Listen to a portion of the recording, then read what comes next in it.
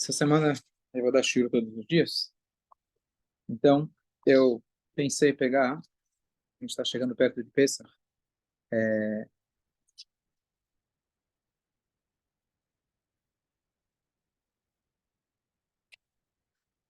gente está chegando perto de Pesach, eu queria... A história de Pesach todo mundo conhece, pelo menos o básico. Mas eu queria enriquecer a história. Às vezes a gente escuta a mesma história por 100 anos. Os judeus surgiram. Os judeus estavam no Egito, eles queriam matar a gente, Deus salvou e então vamos comer. É isso. Aí muda só se é kneidel com arroz ou sem arroz. Então, sem arroz, eu quero dizer que você fala de colocar arroz. não, tem gente que gosta um pouquinho de cada, faz o... Então, na verdade, nosso estudo de Torá tem que sempre tentar avançar. E a gente conseguir revisitar a mesma história de uma maneira um pouco mais aprofundada. Esse é o único jeito que você vai encontrar graça. Existe uma regra que todo dia a gente tem que estudar a Torá, encarar ela como se fosse algo novo. Teoricamente, até mesmo se eu fosse ler a mesma história todo dia, conseguir encarar como algo novo, que é a sabedoria infinita de Deus. Mas para facilitar, se eu conseguir cada vez me aprofundar um pouco mais, eu vou encontrar realmente um pouco mais dessa sabedoria infinita e vai ter alguma novidade para mim que vai me dar um ânimo a mais na hora de eu ler Haggadah, escutar a história, etc. Então, vamos pegar aqui o Humash como base, a história básica que todo mundo conhece, e tentar, é, tentar elaborar. Então, a história do Êxodo, na verdade, começa com a venda de Yosef. Ele sendo vendido, ele já está a caminho do Egito. Isso, na verdade, Deus já tinha programado para que o povo fosse para o Egito. Isso é no plano físico. No plano espiritual, isso já tinha começado muito antes. Aquilo que os patriarcas fizeram, na verdade, foi um planejamento para nós. Então, Sara também foi para o Egito. Abraão foi para o Egito. E aquilo que aconteceu com eles foi um preparo para aquilo que ia acontecer com a gente. A Sara foi capturada pelo Paró, a gente foi capturado pelo Paró. Depois, Deus vai afligir o Paró, Deus afligiu o Paró com os judeus também. O Paró mandou eles embora com riquezas, a gente saiu do Egito com riquezas. Então, aquilo que aconteceu com os patriarcas já era o preparo. Mas, no mundo físico, a história nossa do Egito começa com a venda de Yosef. Yosef, então, ele vai até o Egito, a gente conhece a história, reencontra com os irmãos, e aí ele traz toda a família dele. Agora o povo judeu se deslocou, não está mais em Israel, que seria a terra prometida. Israel ainda não tinha nome de Israel, era nada, mas eles foram realocados no Egito. Então, lá no início está tudo bem, está tudo ótimo, eles estão só na cidade deles, estão só entre eles, mas os anos vão passando e o galuto, o exílio, vai fazendo o seu papel e eles vão assimilando as ideias. Isso acontece, infelizmente, com o galuto, a gente acaba assimilando as ideias, o pensamento, e justo hoje, no estudo diário do Rambam, ele fala que os judeus, estando no Egito, começaram a fazer idolatria. Tudo aquilo que Abraham lutou pelo monoteísmo, passou para o seu filho, Yitzhak, Yaakov, dos 12 filhos, só uma tribo continuou firme na fé, na crença em um único Deus, que foi a tribo de Levi. Nossa, Levi, tá certo? Então, eles foram os únicos que se mantiveram. O resto, todos eles se assimilaram. E aí os anos vão passando, por enquanto, você vai dizer, não estão escravos no Egito, mas já estão escravos no Egito. Não estão escravos no sentido físico, mas se tornaram já escravos no momento que eles começaram a assimilar as ideias. Enquanto eles estavam unidos com o ideal, com a família, com a fé em Hashem, eles estavam fora do exílio, porque a Torá, ela te tira. A partir do momento que eles começam a assimilar, é lá que começa o exílio de fato. E aí, fala. Essa assimilação, eles mantiveram algumas coisas, né? Três coisas. Dentro de todas as 603 mitzvot, tá bom, não tinha 613, mas o principal, que é a fé num único Deus, eles não mantiveram. E aqui vem a bondade de Deus. Apesar que eles estavam assimilados, apesar que esqueceram de Deus, mas o fato que eles falavam em hebraico bíblico, o fato que eles se vestiam ainda como judeus, o fato que eles ainda mantiveram os nomes judaicos já foi suficiente. Quer dizer, Deus foi muito generoso com a gente, muito benévolo. Porque essas três coisas perto de, bom, se não acreditam em mim, que adianta vestir a roupa judaica? Então não é que não acreditavam em Deus, mas eles estavam, Deus era mais um lá do álbum, né? Tinha figurinha de Deus, figurinha lá dos outros. E aí colecionava e cada um ia apostando qual que é, o Deus do fogo, o Deus da água, até que Deus veio, mostrou que nenhum deles tinha valor nenhum. Então, por que começou por que começou essa escravidão. Então, na verdade, Deus chegou anos antes para Avraham Avinu, voltando agora para os patriarcas, e ele fez uma proposta que, na nossa mente, a gente chamaria de indecente. Vem de Deus, então com certeza é decente, mas a gente não entende. E ele fala, você quer que seus descendentes vão para o purgatório ou para o galuto, ou para o exílio? Eu, por mim, não quero nenhuma. Né? Nenhuma nem outra. Por que você está falando isso? Deus assim decidiu. E aí ele optou pelo exílio. E a princípio Deus falou que eles vão ser escravos numa terra estranha por 400 anos. Deus não explicou o motivo, não falou por quê. E a gente não entende até hoje por que a gente está sofrendo. Mas Deus falou, olha, coisa muito estranha, eles vão ficar escravos, mas não se preocupa, depois eles vão sair com muitas riquezas. Vale a pena? Você ficaria por 4 gerações numa prisão? Você ficaria um dia a mais numa prisão para poder ganhar um bom salário? Parece que Deus não fez um bom cálculo. Que história é essa?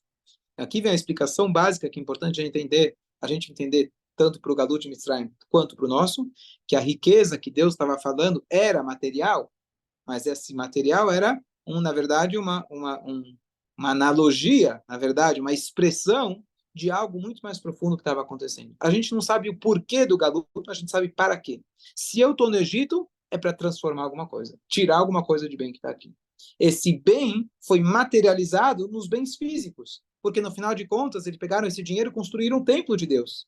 Aquilo que eventualmente era usado lá para outros fins, ele acabou sendo usado para o templo de Deus. Então, não só o ouro, a prata, o cobre, etc., mas a própria existência do povo, a santidade deles, parte disso eles extraíram do Egito. Então, esse é o objetivo do Galut. Originalmente eram 400 anos, Deus deu um desconto, em 210 anos ele tirou a gente de lá. A gente preferia que fosse menos, mas dentro desses 210 anos a gente conseguiu fazer o que talvez demoraria mais tempo. Então esse foi o objetivo do Galut. Não é um motivo, mas sim o objetivo do Galut. E aí, então, começa o livro de Shemot. O livro de Shemot se chama Êxodo. O de Êxodo não tem nada. O Êxodo só vai aparecer da metade lá para frente, pelo menos 3 parshiot lá para frente. Aqui ele vai começar a falar do sofrimento que eles tinham. Então, aqui a gente já vê a visão judaica, que a gente já está focando no principal. Deus não colocou a gente para ficar lá. O objetivo era que a gente estivesse lá já para ter o êxito. Mas esse nome é grego, né? Os gregos pegaram esse nome, né? Não, mas ele tem um apelido dele, Sefer Keulah, Sefer É o principal, mas... a tradução seria nomes. A tradução seria nomes.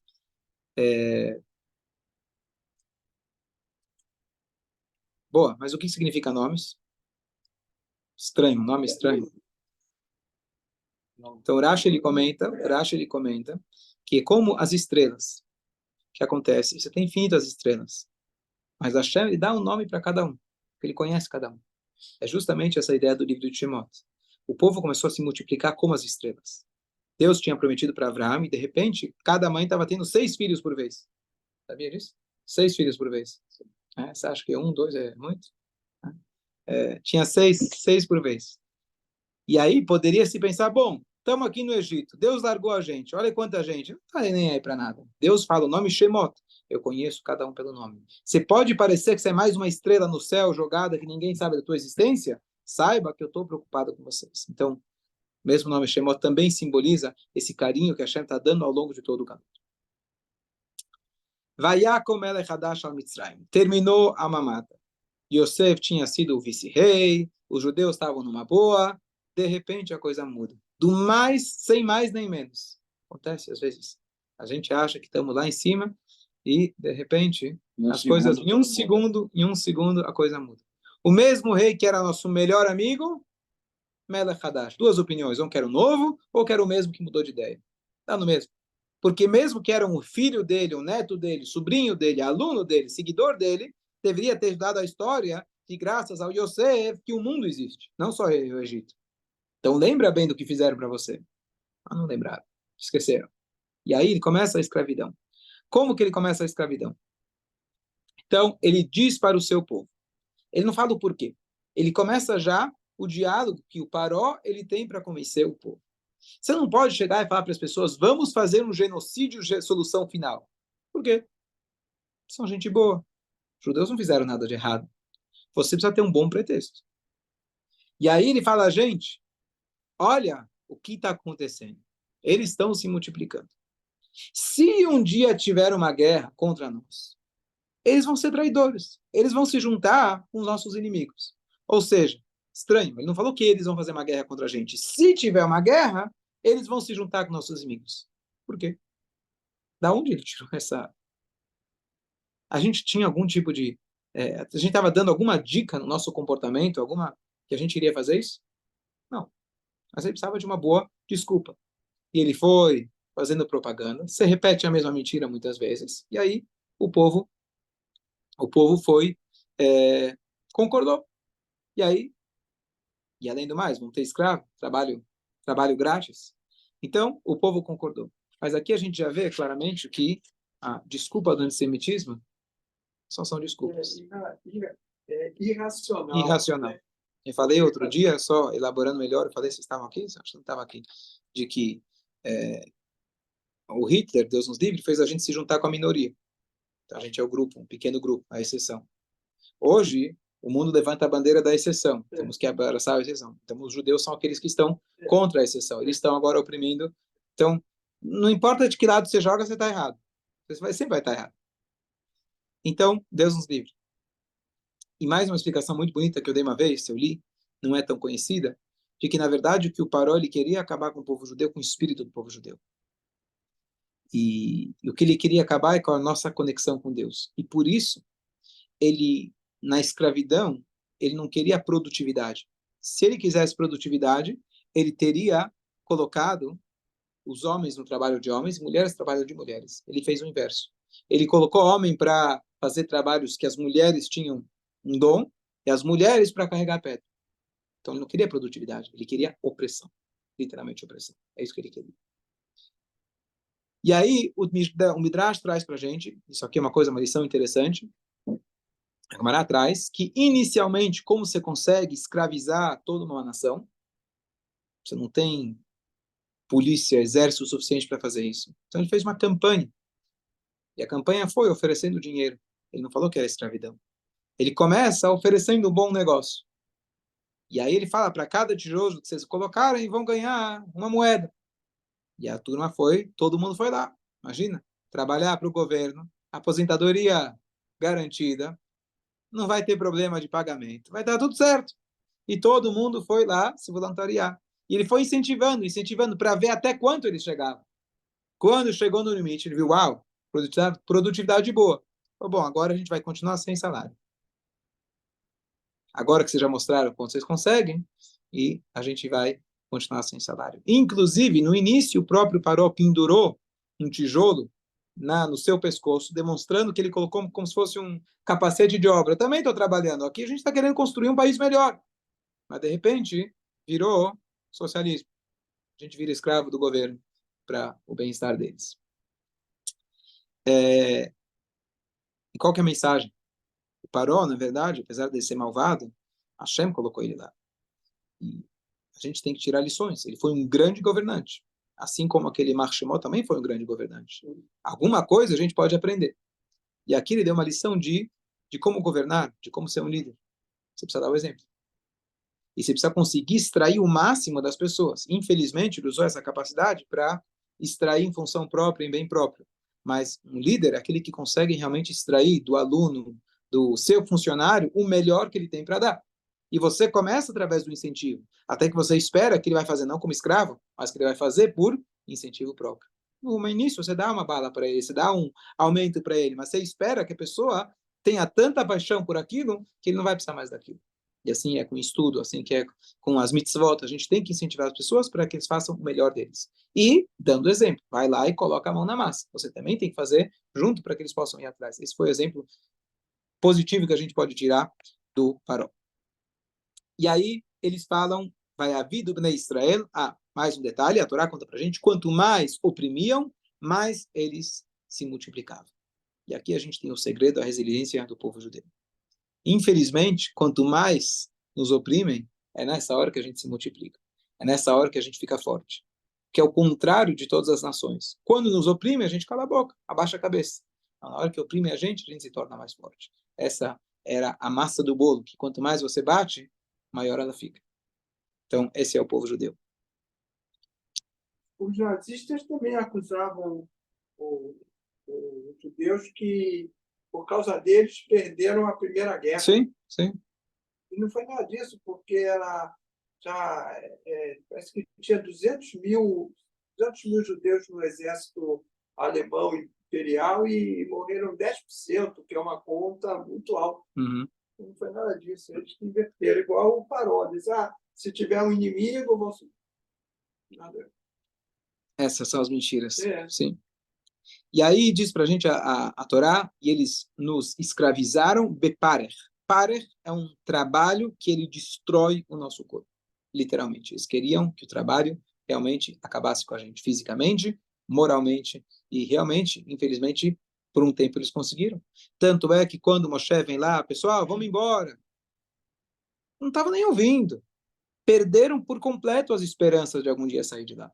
Isso significa que o galuta entrou dentro de você, o exílio entrou dentro de você. Você está geograficamente no local, é uma coisa. Você permitir que o pensamento de escravidão entre dentro de você, isso é o mais difícil. E por isso demorou 40 anos para Moshe conseguir tirar isso deles.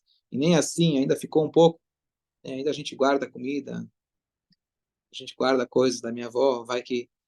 Então, a gente tem ainda um pouquinho desse pensamento que ao longo da história acabou se repetindo. Minha mãe fazia, não minha, mas fazia comer todo o prato, não deixa sobrar nada. Então, sobrou ainda um pouco da... Mas aqui já de cara a lição também da gente, quando a gente está no exílio, é possível a gente estar no exílio com a tribo de Levi.